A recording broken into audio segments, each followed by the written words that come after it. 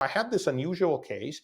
It was a number of years ago where I represented this gentleman who was a contractor. He was a very strong guy who had a significant other who happened to be albino. And if you've never seen what an orbital fracture looks like on a person who has this condition, I can assure you it looks horrible. It does not play well in front of a jury, and jury trial is where we ended up. So my client was arguing with his significant other as they were driving in a car. They were having one of these really awful days where everything was going wrong.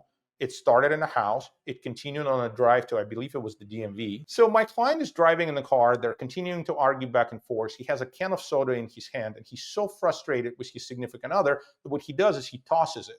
And as he tossed it, it struck the ceiling of their pickup truck and spilled on the woman.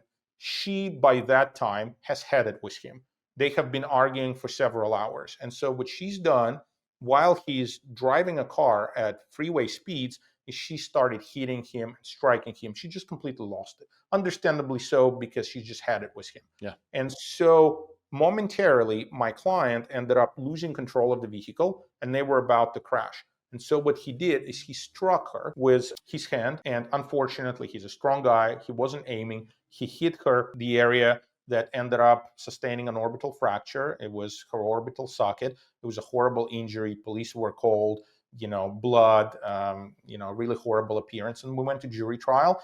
It was a conventional defense approach. We argued the defense of necessity. My client was looking at many years in prison, 9-year maximum. And jury found that it was necessary for him to do this to save not only himself, but also her, because of the unique scenario where they were driving and it posed a danger to both of their lives, frankly. And other people on the road, if you really, obviously too. Yeah.